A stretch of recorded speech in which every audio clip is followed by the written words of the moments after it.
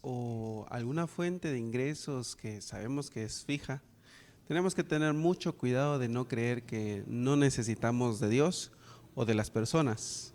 La Odisea, una de las iglesias a las que se les escribe en el libro de Apocalipsis, era una iglesia rica, materialmente hablando. Espiritualmente era pobre, pero tenía abundantes riquezas, y por eso es que creían ser muy independientes incluso de Dios.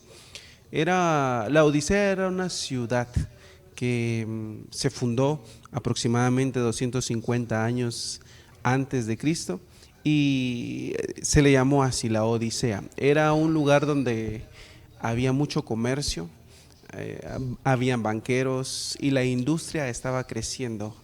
Y de esta forma ellos llegaron a tener mucha riqueza, aparte que tenían algo muy particular. En esta ciudad se daba la lana negra, tenían ovejas, imagínense, ovejas negras, con las cuales podían enriquecerse, pues su vestimenta, las cosas que hacían, era muy llamativa para las personas de su alrededor. De esta manera llegaron a crecer abundantemente.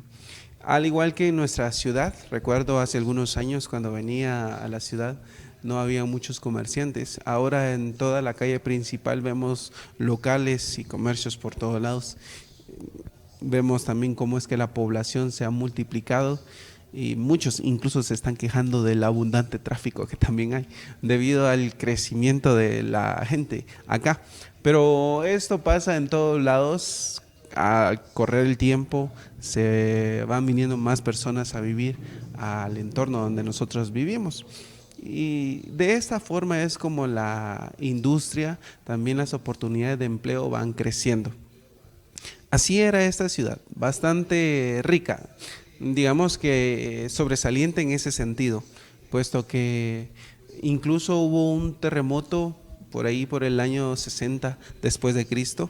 Roma le ofrece restaurar la ciudad, y ellos, como eran tan ricos, dijeron que no necesitaban ayuda de nadie, que ellos mismos iban a reedificar la ciudad, y lo hicieron. Es así como eran muy autosuficientes. También había una escuela famosa de medicina. Esculapio es como le llaman al famoso fundador de esta escuela de medicina. Y tenían entre sus medicinas un colirio especial para los ojos. De esta manera también producían mucho dinero a nivel local, podríamos decirlo. O sea, obviamente el empresario era el que más ganaba, pero era una manera también de generar empleos y fuentes de ingresos para la ciudad. Es así como fue famosa este lugar, y es a una de las iglesias, la iglesia que estaba en la ciudad de la Odisea, a la que Juan le escribe en el Apocalipsis. Es la última iglesia que aparece en el capítulo 3, a las que se le dirige una de las cartas. Y vamos a ver que es la peor de todas las iglesias, porque a las anteriores se les ha dicho algunos aspectos positivos que tenían a su favor, pero esta no tenía ningún aspecto a su favor que Juan resalte. Esto que estoy mencionando, que era rica, Juan no lo menciona, es un aspecto meramente histórico, pero notamos que entre sus cultos, sus servicios y su manera de adorar a Dios, no estaba Dios en sí. No era una buena forma de servir a Dios, aun cuando posiblemente tenían un templo espectacular, porque si tenían dinero, seguramente también tenían una bonita estructura, pero Dios no estaba con ellos. Y es que este problema puede ser representado en muchas iglesias del presente, donde incluso se incluye a Jesús en el nombre de la iglesia, o algún aspecto particular del nombre de Dios, de cualquiera de los nombres, porque tiene muchos en la Biblia, y la iglesia puede identificarse con uno de ellos, pero puede ser que Dios no esté allí en esta iglesia, porque simplemente puede ser una secta, algo que no está predicando a Cristo, una iglesia enfocada más bien en el materialismo, así como esta era rica materialmente hablando, pero era pobre espiritualmente. Y esto es algo que Dios aborrece de una iglesia, que se le dé mucha importancia a lo material y se descuide el resto de cosas que sin duda para Dios son de suma importancia, pero que humanamente hablando, para nosotros el tener una buena imagen, una buena estructura, buenos programas, etcétera, algo que sea vistoso y llamativo, eso es más relevante muchas veces para nosotros. No así para el Señor, pues lo va a dejar ver claramente en este pasaje que voy a leer en Apocalipsis capítulo 3, verso 14 al 22. Pero iré avanzando versículo por versículo. Recordemos que el Apocalipsis apunta a la venida de Cristo, a la segunda venida de Jesús. Y desde el primer siglo se le está esperando. Al menos sus discípulos le están esperando. También el Apocalipsis habla de aspectos meramente del primer siglo e incluso de antes del primer siglo.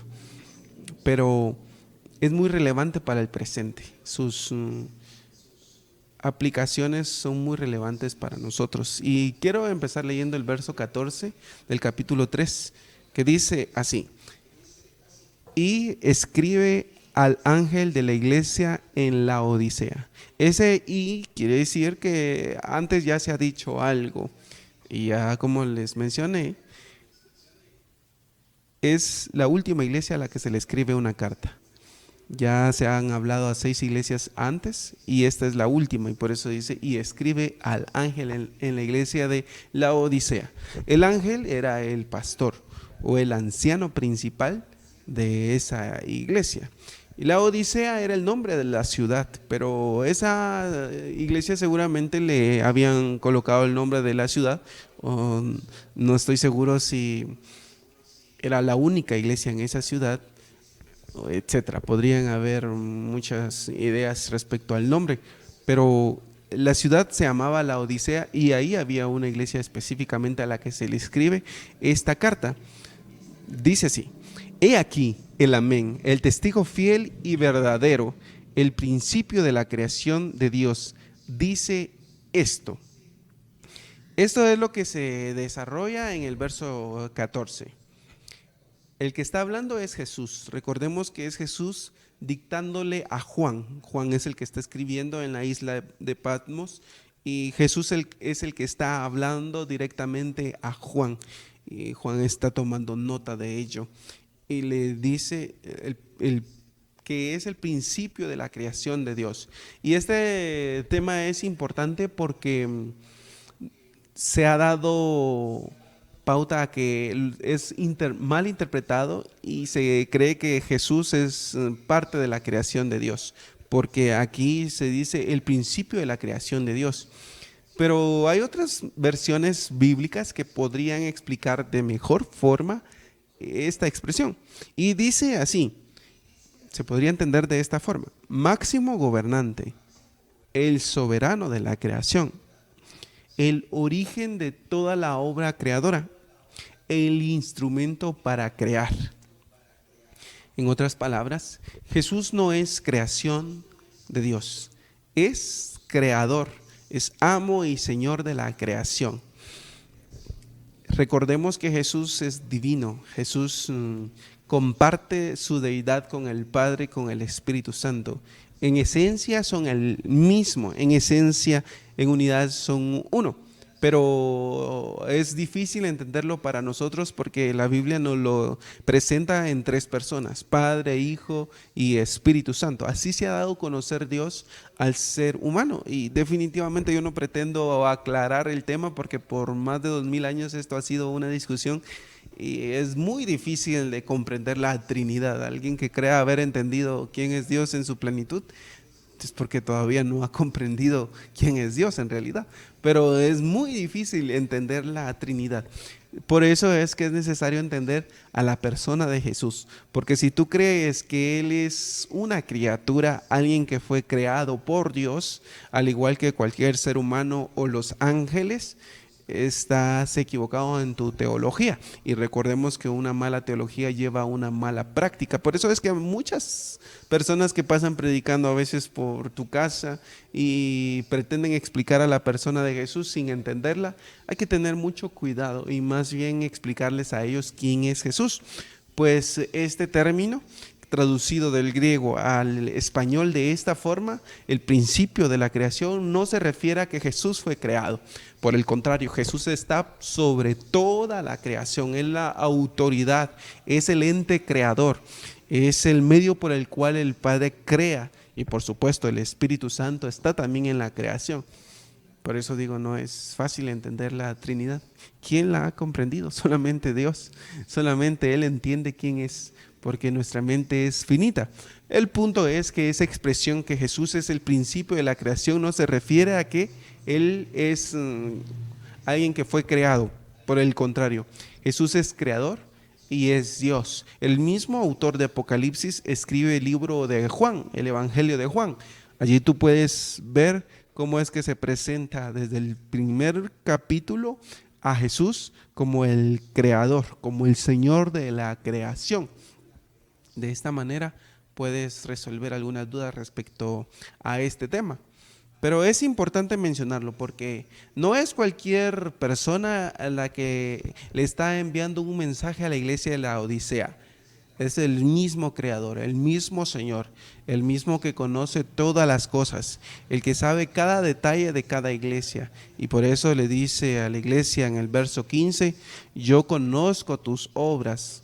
En otras palabras le dice, yo sé perfectamente todo lo que está pasando en esa iglesia.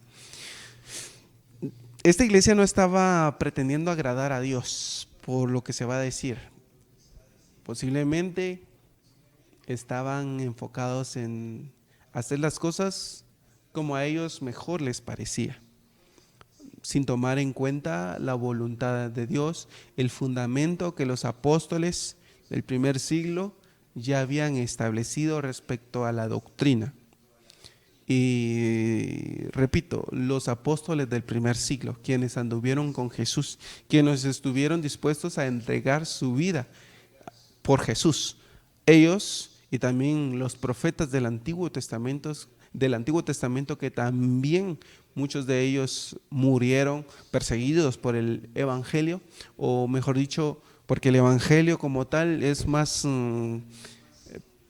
conocido de esta forma en el Nuevo Testamento. En el Antiguo Testamento se habla más del Padre, aunque también está los pasajes mesiánicos que apuntan a Jesús y los pasajes que hablan del Espíritu Santo, pero en cuanto al Evangelio como tal, como lo entendemos normalmente nosotros los evangélicos, es más evidente o más fácil de digerir desde la perspectiva del Nuevo Testamento, aunque también aparece desde la perspectiva del Nuevo Testamento se puede entender mejor, pero también aparece en el Antiguo Testamento, al igual que la gracia y otros temas. Pero el punto es que Jesús es el creador, es el Señor, es el que conocía a la iglesia, el que sabía todos los aspectos y detalles que habían en esta iglesia como tal. Aun cuando ellos no le conocieran, aun cuando ellos no le reconocieran, Jesús era el fundamento de la iglesia y ya había sido explicado por los apóstoles, ya había sido expuesto, y Juan era uno de esos apóstoles, el que está escribiendo una de las cartas a esta iglesia de la Odisea. Y por eso es que dice, yo conozco tus obras, que ni eres frío ni caliente. Ojalá fueses frío o caliente. Esa iglesia tenía algo en particular que aquí se menciona, por eso el tema, ni frío ni caliente, eres tibio. Porque interesantemente los autores bíblicos, y aquí es Jesús el que está hablando, así que Jesús también tomaba en cuenta el contexto bíblico para poderles explicar una idea que tenía en mente, para poder enseñarles a ellos una lección y que les quedara claro, de manera que no pudieran decir no comprendí el mensaje que quiere decir no eres frío ni caliente, sino tibio. ¿Qué quiere decir con eso? Y es que esta ciudad de la Odisea tenía una cuestión meramente de tuberías y agua. Y Era abastecida del agua por medio de tuberías. El agua venía desde una ciudad montañosa, Hierápolis, estaba en alto esta ciudad. Entonces, Hierápolis era la que proveía el agua a la Odisea. Entonces el agua corría por medio de tuberías. Esa agua cuando llegaba a la ciudad de la Odisea, llegaba tibia. No llegaba fría ni caliente, sino que llegaba tibia. Y alguien que tuviera mucha sed, por ejemplo, quería refrescar su garganta, tomaba de esta agua y no se refrescaba. Posiblemente hasta podía provocarle náuseas o algo por el estilo, porque cuando uno tiene sed normalmente no toma agua caliente, no la pone a entibiar. Entonces, esta ciudad podía captar bien el mensaje que se le estaba dando por la ilustración. Actualmente nosotros leemos este pasaje y no estudiamos el contexto histórico de Apocalipsis. Entonces vienen ideas a nuestra mente, que no eres frío ni caliente, sino tibio, cualquier clase de ideas, pero está relacionada en el contexto bíblico con las aguas que corrían en las tuberías y que se volvían tibias. Entonces aquí se está hablando figuradamente y le dice Jesús a esta iglesia: tú no eres una iglesia ni fría ni caliente, eres tibia.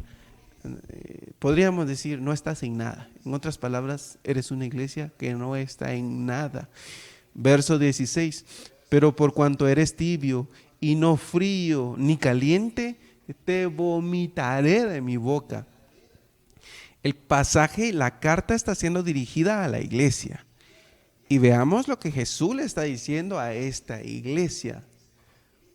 Como no eres fría ni eres caliente, déjame decirte que me provocas náuseas. En otras palabras, tú como iglesia no estás haciendo ni lo bueno ni lo medio bueno, estás haciendo realmente lo que es malo para mí, delante de mis ojos. Antes de esta iglesia aparece otra, que es el mensaje a Filadelfia.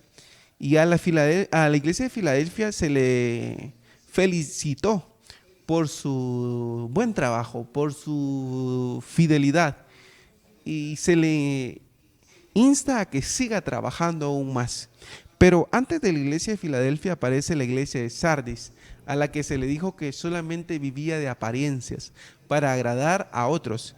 Y le dice a esta iglesia: yo conozco tus obras, que tienes nombre de que vives y estás muerto.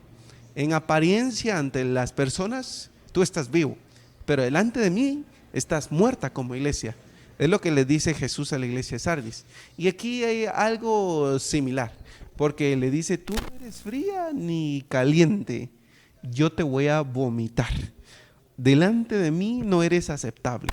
Eres una iglesia muerta que no está haciendo nada bueno ante mis ojos. Es duro este mensaje para una iglesia que creía estar haciendo bien las cosas, que tenía muchas riquezas, que hacía y deshacía porque no tenía limitantes.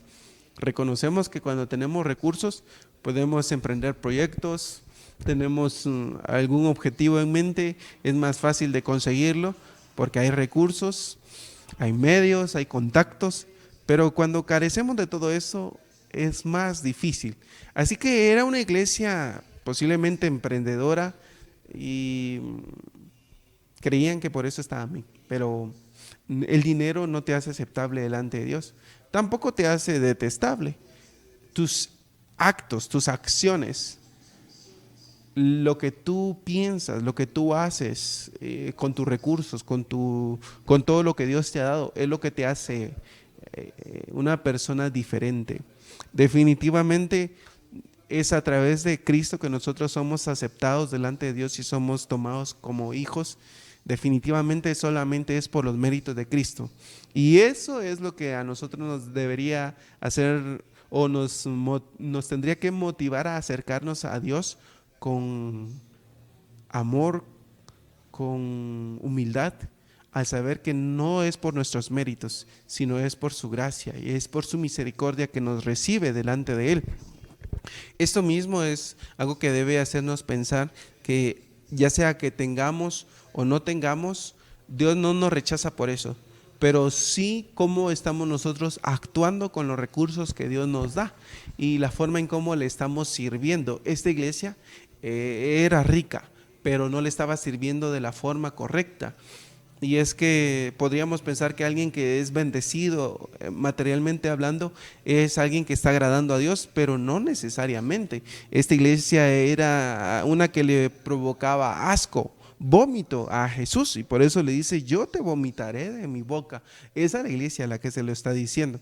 Y es que cuando nosotros servimos a Dios, Él quiere que nosotros le sirvamos con pureza del corazón y que le sirvamos no para agradar a las personas, sino para agradarle a Él. Por supuesto, no por esto vamos a ofender a los demás y vamos a decir que a mí me importa lo que piense mi hermano. Yo hago lo que aquí se tenga que hacer y tal vez tú estás mal, tal vez tu forma de actuar está mal y no los demás. Entonces no es que nos va a importar poco la opinión o las personas como tal, sino que lo más importante es poner a Dios por encima incluso de mis intereses, de mis opiniones, de mis pensamientos. Porque sin duda nos equivocamos y nos equivocamos de muchas maneras. Por eso es que cuando actuamos debemos pedirle sabiduría a Dios, cordura, porque somos faltos de ella.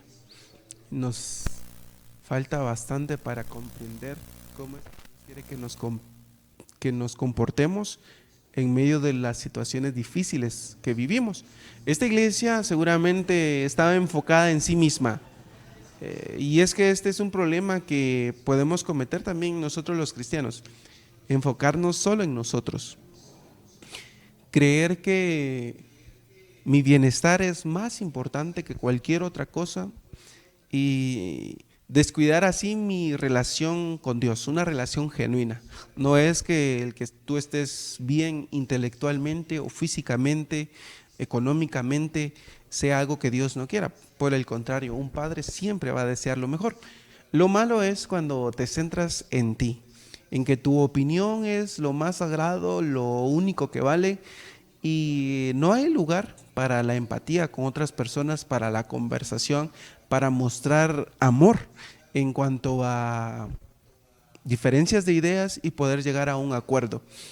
Es que definitivamente nosotros necesitamos entender que no somos autosuficientes y ese orgullo que muchas veces maneja nuestra vida, nuestra manera de actuar, sin importar lo que piensen los demás, es algo que debemos corregir cuando estamos mal, porque posiblemente estás actuando bien en una situación y otros van a estar en desacuerdo.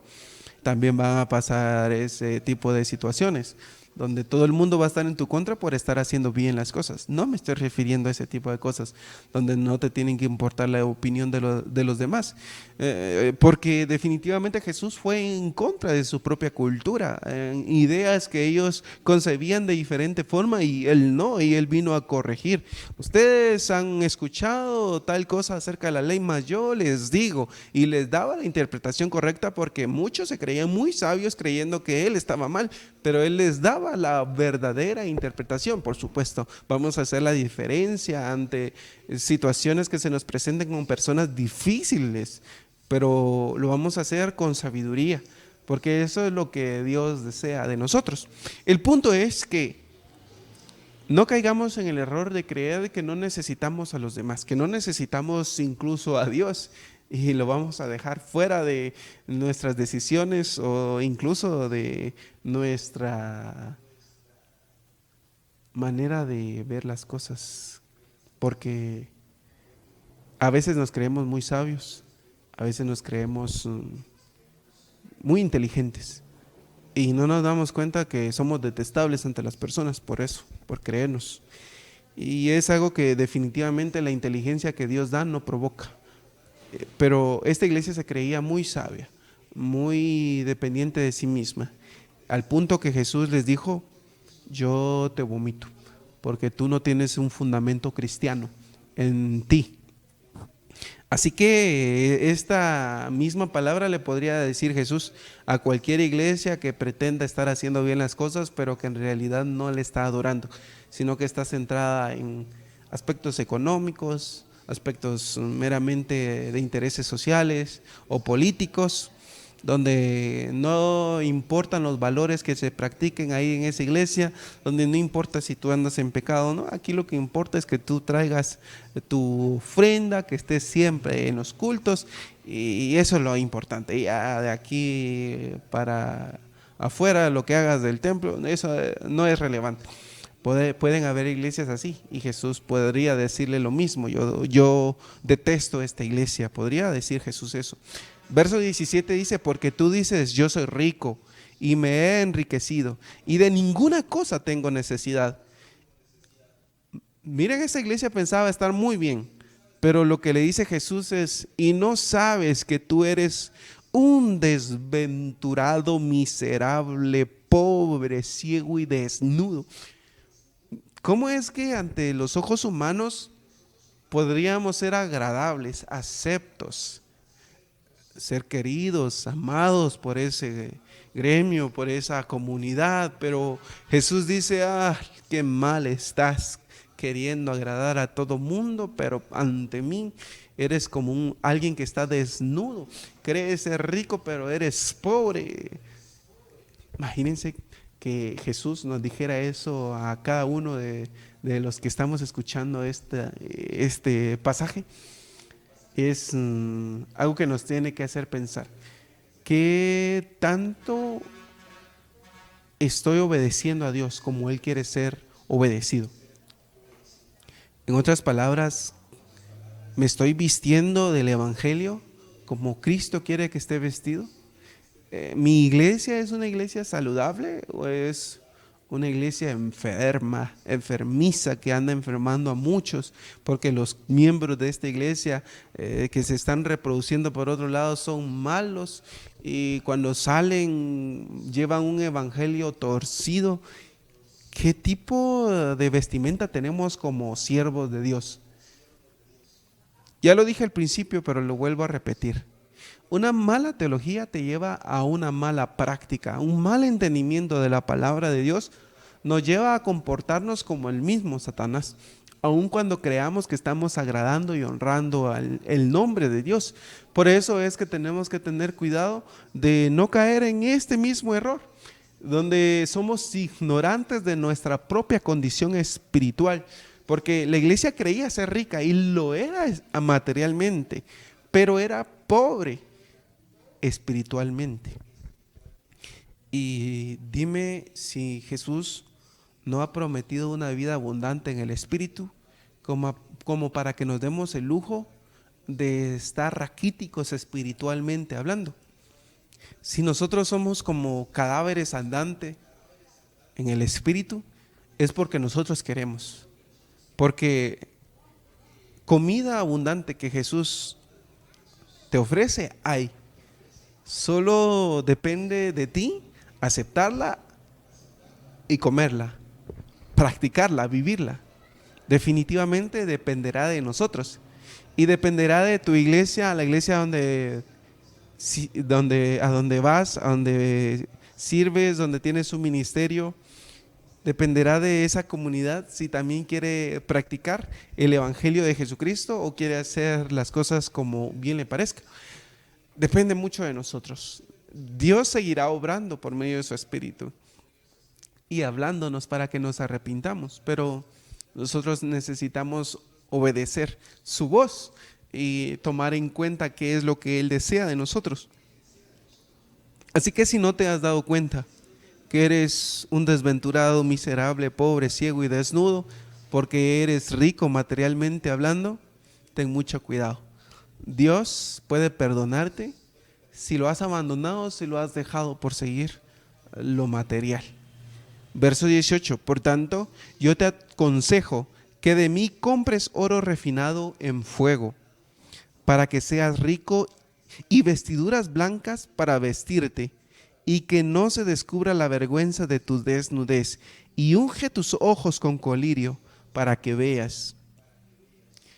Jesús les dice, compra oro puro, refinado, el que ha sido pasado por fuego y es del buen oro. Yo estoy dispuesto a venderte. En otras palabras, yo quiero hacerte rico espiritualmente. Quiero que vengas a mí y me digas qué es lo que necesitas. Yo quiero vestirte. Quiero que no andes así más. Esa condición de tu alma no es buena. Yo puedo cambiarla. Compra de mí. Compra lo que yo tengo para darte. También tengo colirio, buen colirio. Esta ciudad era conocida por su medicina. Pero le dice, yo tengo del buen colirio, del que limpia tus ojos espiritualmente hablando, y yo puedo cambiar tu manera de ver las cosas. Eres como un ciego, no sabes ni lo que haces, aunque estás en esa iglesia. Pero yo tengo algo que puede limpiar tus ojos para que veas mejor. Vean lo que le dice Jesús a una ciudad famosa por su medicina. Le dice, yo tengo lo que necesitas para curarte. Ven a mí. Yo te lo puedo dar. Hermanos, reconozcamos nuestra necesidad de Cristo. Y por mucho tiempo que tú tengas de ser cristiano, de estar en un ministerio, cuídate de no creer que eres fuerte, que eres suficiente para seguir adelante. Aun cuando estás bien, aun cuando te sientes un gallo espiritualmente hablando, ten cuidado. Porque no somos tan fuertes como creemos. Una mala noticia puede cambiar tu día, tu vida. Y necesitamos de Dios a cada momento, todos los días de nuestra vida, sin importar el ministerio que tengamos. Por eso el mensaje a esta iglesia: unge tus ojos con colirio para que veas. Jesús puede cambiar tu vista, puede limpiar tu corazón, puede hacer que lo veas si no lo estás viendo. Verso 19, yo reprendo y castigo a todos los que amo, sé pues celoso y arrepiéntete. Jesús, en su infinita gracia y misericordia, advierte, yo vendré para castigar. Recordemos que vino como un cordero, pero regresará como un león, rugiente. Él vendrá a devorar a todo aquel que no quiera obedecerle, que no quiera amarle, que no quiera servirle. Él vendrá a castigar. Él vendrá por su iglesia, pero también vendrá a juzgar a los que no creen en su nombre. Entonces la oportunidad es arrepiéntete, reconoce tu necesidad por Cristo. Lo interesante es que el pasaje está dirigido a la iglesia y no a personas que no creen. Y este pasaje se ha utilizado mucho para el evangelismo. Pero deberíamos empezar por nuestra propia iglesia, porque la carta es dirigida a la iglesia de Laodicea. Y a esta iglesia se le dice, he aquí, yo estoy a la puerta y llamo. Si alguno oye mi voz y abre la puerta, entraré a él y cenaré con él y él conmigo. ¿Te das cuenta cómo es que un cristiano o un supuesto cristiano, Jesús le puede decir, ábreme la puerta porque me sacaste, no estoy ahí contigo, yo no estoy en medio de ti, no estoy en medio de ustedes como iglesia, ábranme la puerta, aquí estoy llamando y nadie me abre? Pero si alguno de esta iglesia que es mala, que no hace nada bueno, oye mi voz, abre la puerta, yo entraré y cenaré con él y él conmigo. La oportunidad es para cada individuo que escuche la voz de Jesús y se atreva a servirle con devoción, que él tendrá una relación genuina y profunda con el Creador, con el amo y Señor de todo. Esa es la promesa. Además, dice, al que venciere le daré que se siente conmigo en mi trono, así como yo he vencido y me he sentado con mi Padre en su trono. La promesa es que no solo va a cambiar tu corazón, tu manera, tu perspectiva de ver las cosas, sino también te va a darle el privilegio que pueda reinar con Él en su segunda venida. ¿De qué manera? Porque vas a estar de su lado. No vas a estar entre los juzgados, entre los condenados. Vas a estar del lado de Jesús. va a ser parte de su reino. De esa forma vamos a reinar juntamente con Cristo.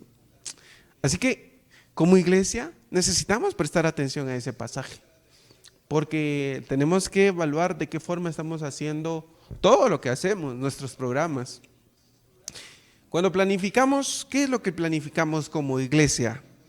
Voy a planificar para todo el año, decimos. ¿Y qué es esa planificación que incluimos? Bueno, pensemos. Tal vez tomamos en cuenta la Semana Santa, Día de la Madre, Día del Padre, Día del Niño, Mes de la Biblia, las fiestas para las iglesias que las celebran y también para las que no, también está en la agenda qué van a hacer. Y esas son nuestras planificaciones. Si esa es la planificación que Jesús está viendo en nuestra iglesia, ¿será que es agradable totalmente a Él? ¿Será que eso es lo que Jesús nos está mandando a hacer en su palabra? ¿O hay otras cosas más importantes que habría que tomar en cuenta en nuestra planificación? Posiblemente discipulado serio, masivo, con buenos contenidos, donde los líderes cada uno esté discipulando a otros dentro de la iglesia y no se crea que el discipulado solamente es llegar un día a la semana y listo, ya estamos discipulando. Porque Jesús nos enseñó cómo es el discipulado con los 12. No era de vez en cuando, es que Él andaba con ellos y estaba en todo momento. Entonces, por ahí va el discipulado. Estar interactuando constantemente con tu discípulo. Que no es tu discípulo, pero tú lo estás formando, es discípulo de Cristo al final. El punto es que en nuestras planificaciones tendríamos que tener más lo que Dios quiere de su iglesia. El evangelismo es otro aspecto importante. Los niños, no solamente para el Día del Niño, sino qué tipo de educación se le está dando a los niños. Los maestros se preparan bien. ¿Estás controlando que los maestros no se preparen 5 minutos antes de llegar a la iglesia, al templo? Es decir, nuestro sistema educativo dentro de la iglesia tiene que mejorar. La forma en cómo estamos haciendo los cultos tiene que mejorar. Las planificaciones tienen que mejorar. Porque si no, podríamos recibir las mismas palabras de Jesús. Yo estoy a la puerta tocándoles para que hagan buenas planificaciones, para darles sabiduría y de esta manera empiecen a hacer bien las cosas. Pero si no lo han hecho y no van a escuchar mi voz, posiblemente yo también los voy a desechar en aquel día cuando yo venga, porque nunca escucharon mi voz. A esta iglesia les dijo, yo los voy a vomitar. Así que no sé qué mensaje es el que tú quieres escuchar para ti y para tu iglesia, pero necesitamos hacer la diferencia como cristianos.